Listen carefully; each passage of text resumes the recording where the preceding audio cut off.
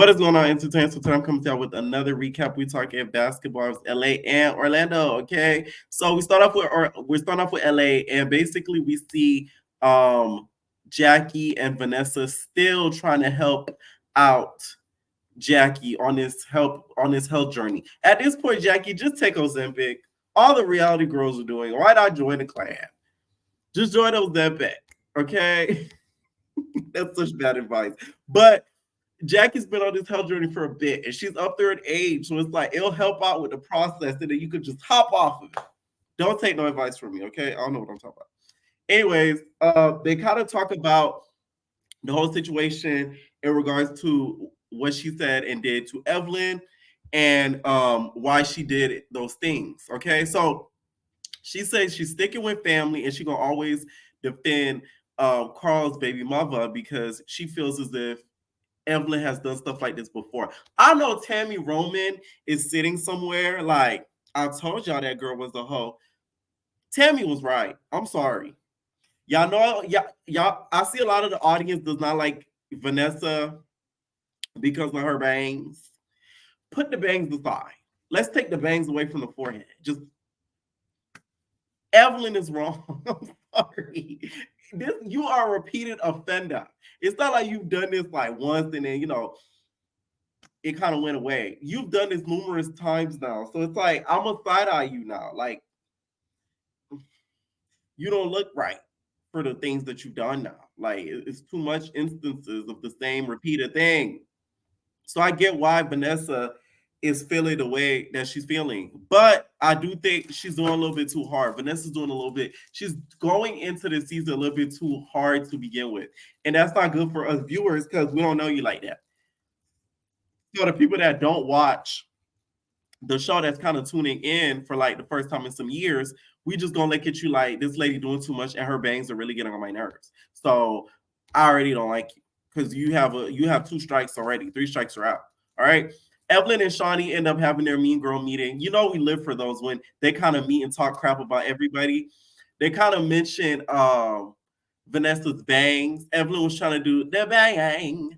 The bang. At that reunion, Vanessa, you better not have them bangs. I'm gonna squint hard if you got them bangs on. I'm gonna be very disappointed. Okay, I don't think she'll come with those bangs. Hopefully, all right. They're kind of reminiscent on the whole situation. They feel like Vanessa is kind of overstepping her boundaries and she cares too much and she shouldn't have a problem with it. So Shaunie thinks that she should be the peacemaker to make everybody get along. Now, Shaunie, when have you ever been that in a long period of time? You're the one that low-key instigates. You just sit there in shock. This is Shaunie when they're arguing. She's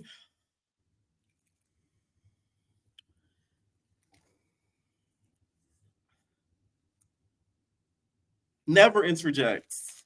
So what? You being there makes no difference, Shaunie. I'm sorry. Shaunie to me does not serve a big purpose on this show. It's just the name of her serves a big purpose. That's Shaq's wife. Like she's that girl. Like whether you like her or not, like she's Shaq's not wife, but Shaq's ex-wife. Like that you could never take that away from her. Like she married like a genius. You know what I'm saying? So that's where her respect comes in. Now, in regards to the show, now she's a great business mogul though, also too. But as a cast member and just seeing her on camera, a lot of us just are not here for it. I'm sorry. Okay. Brittany ends up meeting her mom in this episode as well. Her mom is white, okay? And the mom seems like a nice lady, and they're catching up. She says that she's kind of making friends with some of the girls, and she's kind of happy with some of the girls that she's met so far. She likes Brooke and Evelyn, which we know from the spoilers, her and Brooke not gonna get along too good next episode. So Vanessa, another thing.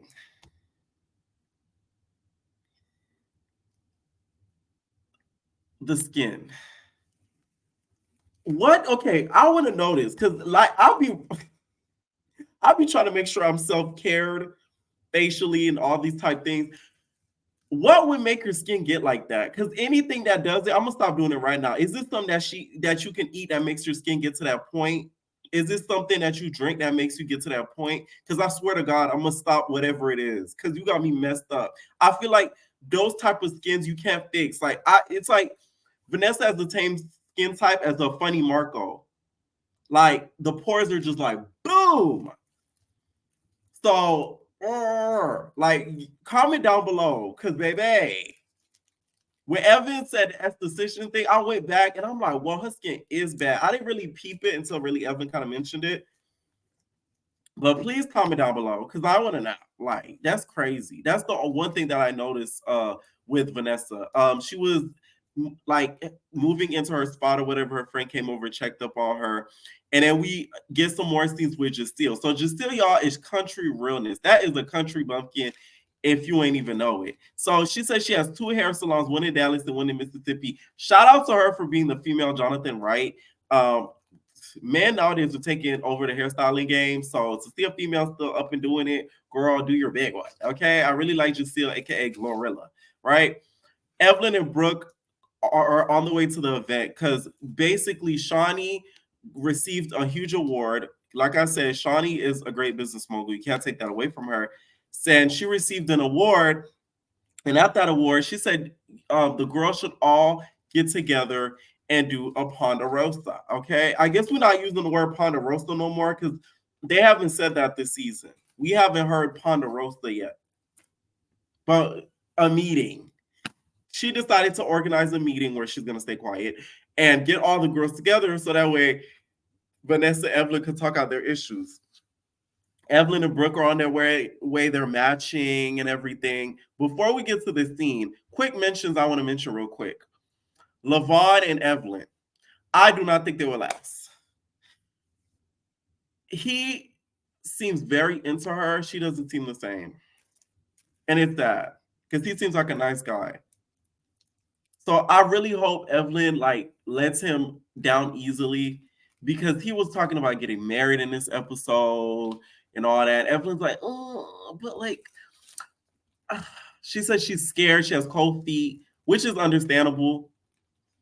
But long distance relationships, in my opinion, I feel like 9 times out of 10 usually never work. So I just don't think it's going to end up lasting with those two. From what I've read, I don't even think they're still together at this point. Correct me if I'm wrong. I did read something to where they might have had like a separation of some sort. So not too shocked there. Okay. Also, Jennifer and her mans, he made an appearance this episode as well. Jennifer mans, when he hugged her, I seen them Big Debbie cakes. I said, ew. Let me stop. Them cakes were a cake and Jennifer man look good. I said, now I see why you got you a sugar baby, Jennifer. Okay, that's a nice looking sugar baby, baby. Yeah. I see you, Jen. I see it. I'm rooting for y'all. I'm rooting. So we get to the Ponderosa, and all the girls is getting there kind of one by one. Jennifer gets there. She says hi to Jackie. Jackie's like, "Oh, you're saying hi to me?" You know, I don't think Jackie likes Jennifer. I don't think she'll ever like Jennifer. I think she thinks Jennifer is a bougie, pompous bitch. So I don't feel like they're ever going to be real life friends again. Jackie doesn't like those type of girls, in my opinion. Y'all know how Jackie is. She like the ones that keep it real. That's kind of like out there, like the Sundays, the British. Those are Jackie's type of girls. Jennifer's not Jackie's type of girl. So it's like, it's okay. Y'all, some people are just not meant to be friends. So we get to the sit down and Vanessa gets there last. Shout out to VH1 for making sure that they know what they're doing by bringing her last. So she comes walking in, bangs front. Okay, Vanessa's bangs enter the room before she enters the room. So bangs enter in. She boot. She walking in. Whole time Evelyn's looking at her like she's looking at her crazy. Vanessa sits down. All of the casuals looking at her. So Shaunie's like, well, I wanted to bring you guys all together because there's some things we could like justify and talk about. First, they addressed Brittany. So Brittany at that point had like a date or some meeting with Shaq. So everybody was like, why you sitting down with Shaq and you on Shaunie's show? So when they asked her, she was like, well, me and him are not dating or anything. We just had he's a friend of mine. We just had a dinner of some sort. Shaunie said she could care less because she is married to the deacon. You were sleeping with the deacon. Cats away where the mice to play. LOL smiley face. Have a nicer day. Let me stop. Okay, she's sleeping with a pastor. She's married to the pastor, so she says she can really care less when it comes to Shaq. I don't. I feel. Thank God she had that energy because you got like 5, 6 kids with this guy. Like you could never get to what Shaunie did. Like any girl that's come after Shaq, I'm sorry. Like I mean, any girl that comes after Shaunie when it comes to Shaq, you automatically lost. Like Shaunie has everything, so it's like you're just getting crumbs at that point. Like you're just getting butter. Like you're not even getting a plate. Okay, so I'm glad that Shaunie had that same attitude and didn't, give her shade or like try to give her a hard time about it. So then Vanessa enters, she sits down, they talk to her, they're like, so like, what happened? You kind of got into Evelyn's family business and everything like that. And that's where you see the fumes coming out of Evelyn's ear. Now, where I think Vanessa crossed the line is telling Evelyn to stop calling her. They proceed to start talking about the whole situation, and Shaunie basically lets her know that she thinks that, you know, she could have kind of stayed out of it, and that was the wrong place, the wrong time to kind of confront her about it. You should have said it one-on-one.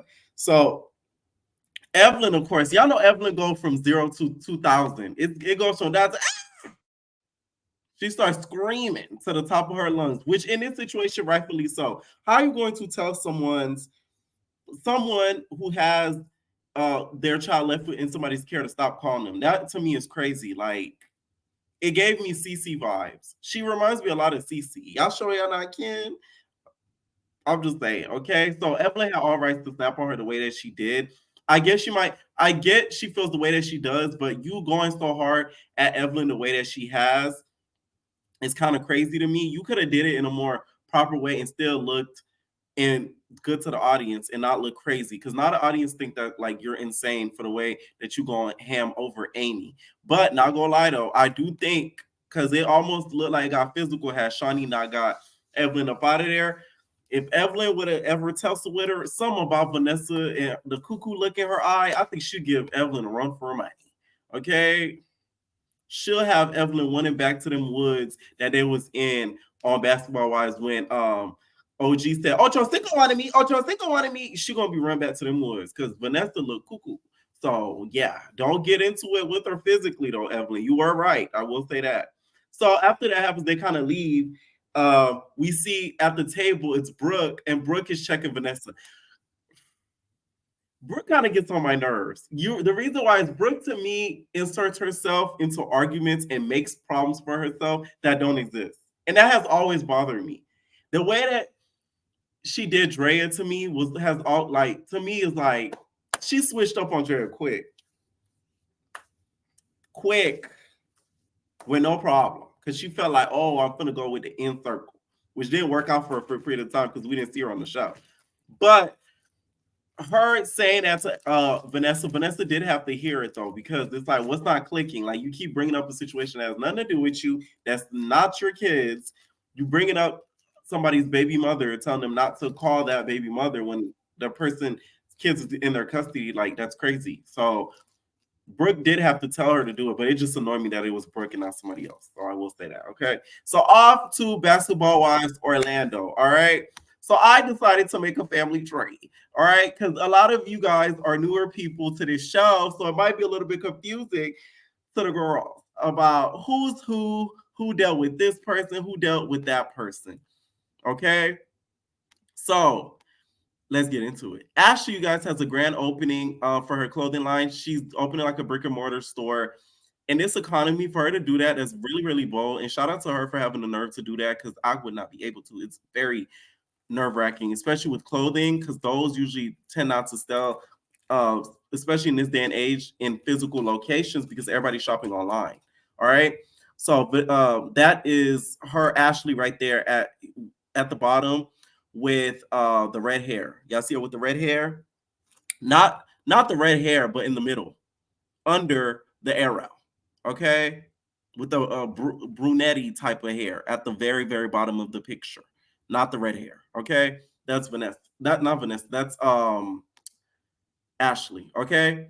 Her husband cares about her a lot because the husband came in and checked on her and everything. We also see Mackenzie, who is the girl with the two arrows coming from her.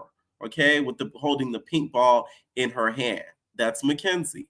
So Mackenzie, you guys, has her dad watch over the kids when she's out there busy and doing what she got to do. Danielle had her birthday party this episode. Now, Danielle is the girl on the very left with the auburn type of hair in the middle, in between Megan and the redhead at the bottom on the left. Okay. Now, she's the main girl of the show, and she had her child's birthday party. She set it up so nice. When I tell you, when I see birthdays like that, I wish I had a birthday like that because maybe my parents could afford it like that. Like they tried, but like, no, no, no. You feel me? Like the birthday party looks so nice. She had like um freaking hibachi cooker there, like some person cooking hibachi dinner, had all sorts of like games, candy, all types of stuff, and it looked affordable. That's what I liked about it. It didn't look so lavish like them housewives be doing that know that they can't afford it. So we meet in this episode Danielle. Okay. Now Danielle, you guys, is her right here with the top bun next to the guy with the white jersey. Okay. That is Danielle, aka Danny. Right? Danny, you guys, baby Fava is the guy in the white jersey right there. And his name is, so that is Rashad Vaughn. Okay. And Mackenzie, girl holding the pink ball, is dating or talking. She's sleeping. She's fucking Rashad Vaughn. Okay. So we have Neek, who's next to the guy with the purple background, last name Bacon, Dwayne Bacon. Okay. That's who she's dating right now. But Mackenzie has a baby with Dwayne Bacon. Okay. So Neek is happy that Mackenzie's no longer paying attention to those two, because at one point Neek was very mad at Mackenzie because she felt like Mackenzie was making it seem out there in the media as if Neek was the one who cheated, who Neek was the one that Dwayne cheated on her with. Okay, so she's sort of happy that she's kind of leaving them out of out of her mouth and kind of leaving them alone and letting them be and letting their relationship be. But Mackenzie has her eyes on Mr. Rashad. Okay. But Mr. Rashad over here with the white jersey has been playing games and has been really telling Miss Danny, aka Danielle, you know, that hey, we still together, I love you, this and that, you know, you the best person I ever met, so on and so forth, but still dealing with Mackenzie. You can't make this up. Shout out to the casting people who put this whole tree together because y'all did a good job. Okay. So we found out Mackenzie's effing Danielle's baby daddy. And basically, someone sent Danny. Mind you, Danny is gorgeous, by the way. Thank God they had a darker skinned girl on the series because I was getting a little concerned because I'm like, ooh, I don't see too much melanin except for Nick and Nikki, but she's not really like a full-time cast member. So I was a little bit scared when I didn't see a whole lot of melanin. So when Danielle came about, her gorgeous ass, I was happy. Danielle is pretty. I think she's one of the prettiest in the cast. Like sickening. You can tell she doesn't have a lot of work done either in her face. All right. She says she found out Mackenzie was effing her BD because somebody sent her a DM saying, "Isn't this your baby daddy with Mackenzie and Tulum?" From a random person. Now she's thinking it was probably Mackenzie that sent it herself, or it could have really been anybody. Who knows? Okay. So her and Morgan are basically kind of bonding over the fact that, you know, their baby dads or whatever have really played games and are kind of playing in their faces, and you know they're playing with these hoes that don't know no better, whatever, right? So next we meet is basically Mulan. Now Mulan is her right here in between the redhead and the girl with the Natalie Nunn chin. No shade, Ashley, but she does favor Natalie Nunn just quite a bit. Okay, between the redhead down here at the bottom, okay, with the bun at the very very bottom. Now I did a little bit of research on her. Mulan, you guys, had somebody she was dealing with, and at one point they rumored. I don't know if this is gonna come on later on in the season, they rumored that Neek had cheated with her guy, but this hasn't come up yet. So I'm guessing this is going to come out later on in the episode, later on this season. But Neek went online and sort of put down those rumors and saying that she never dealt with Mulan's dude. Now, Mulan, you guys, is the content creator. When I tell y'all, fly, fly, fly, fly. I think she has a BBL. Sorry, allegedly. I don't know. But her booty, fat. She looks good. I guess does like basketball content creation. So she was playing like basketball or whatever, recording herself, and I guess she crops it and puts it on the gram, puts it on TikTok. The pretty fly girl that could actually play basketball. Okay. So Megan ends up meeting with Danielle, and she's still not over the fact that Lindsay, the redhead at the corner, snitched on her. She's really not happy that Lindsay told the whole group that she was messing with the girl underneath Megan, Morgan's BD. Okay. But Megan clarified that she did not sleep with Morgan BD. They never dated, none of that. Now, Megan, stop acting. I'm not saying she's acting in the scenes, but in her confessionals, they get on my nerves. I'm sorry. Am I the only one? Am I the only one? It's really irritating. I'm sorry. I don't care what nobody says. It's so like Morgan. No, she goes. Lindsay needs to mind her business, okay? Because I am not sleeping with Morgan's baby dad. Mind the business that pays you. I'm like, wait a minute. This is giving me diamonds. Now, this is where Megan to me is needed on the show. So she came up with a nickname for Mackenzie, because Mackenzie, I guess, is the one who told Lindsay, the redhead in the corner, about her dealing with Morgan's BD. Okay, so she ends up calling her Ratatouille one of many, because she's a rat and she's one of many guys that she's been with. She's one of many girls that dudes have been with. So I thought that was the key that she came up with. That you got it. This is the thing with Megan. She works good in groups because she has that mean girl mentality. So it's a huge key watching her be in group environments. It's just her confessionals that get on my nerves. Like, I don't know what producer was in that room with her. Like, come on. Okay. So they're talking about the whole situation, and Danny is basically pissed because she feels as if her BD is sort of playing around with her and treating this girl as if she's some sort of like queen, and thinking that she's dumb and wouldn't really find out about it. But she ended up finding out about it, whatever, right?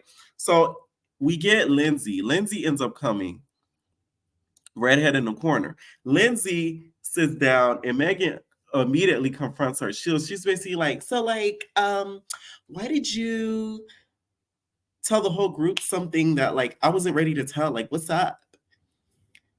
Lindsay, you could tell, probably doesn't watch a lot of reality television because she's so regular, okay? Like, she's so normal. The dramatics are just not there. She's just like, oh, like, I didn't really mean to. You know, I'm a genuine person. I'm a good person. I didn't mean to say that about you or anything of that sort. I'm sorry. I'm sorry if you felt that offended. I thought Megan was gonna go in a little bit harder. Megan has gotten soft over the years. I see the grow. Are you trying to grow? She's trying to grow. I see that. Because in the past, she went up with him. Yeah, I remember when she was bopping her head like a bobblehead with Drea. When Drea was when her and Jerry was getting into that Reed argument in that restaurant. I thought she was gonna hit her with one of those. But Lindsay is pregnant, so I don't know if that takes into effect why she didn't go in as much on her as she really could have. So yeah. Megan also brought and invited them to, and asked them if they're going to into Ashley's store opening, right? So all the girls are going or whatever, and we get to the store opening. Before the store opening, Morgan and Mackenzie end up meeting up. Now, these two girls are not friends. Morgan right here in between Megan and the redhead, and Mackenzie, the girl one of many that they call her, with the pink ball in her hand. That meeting was one of the most nastiest meetings I've seen on reality television in a long time. Like Morgan, to me, she be on 10 24/7, and she didn't pipe it down. Because I'm telling you, one of these days, they gonna cast somebody on this show, or she gonna run across somebody that's gonna pop her. Because the way that she came at Mackenzie, she's just like, well, you're friends with Ashley, and I'm friends with Danielle and Danny, so we're not gonna be friends. I don't even like you. Why am I even here? I was like, wait a minute. Slow it down. Slow your head down. You need to slow down. Okay. But I get her because she's very direct. You can't really get her words misconstrued because she's gonna let you know exactly how she's feeling and meaning. But I don't think Mackenzie is a devious person. I think they're trying to portray her as to being more evil and devious than she actually is, in my opinion.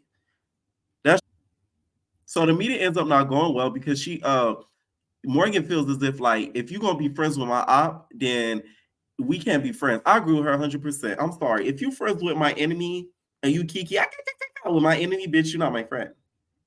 I know it's petty, it's high school, but that's just how I am. I'm too paranoid of a person. I don't know if I tell you things, you will go back and tell my op. And next thing you know, my op knows my stuff. No. You're either with me or you with that. Pick a side. Pick a side, pick a side. I do not care. It's petty, but that's just life. Okay, it just is what it is. So they end up meeting Tom, leaving the meeting with, oh, bye Morgan, bye Mackenzie, no resolution whatsoever. Okay, because they stick it with their people. Megan ends up bringing Nikki to Ashley's store opening, and also brings another +1 because Ashley said everybody can have a +1. Well, Megan brought a +2.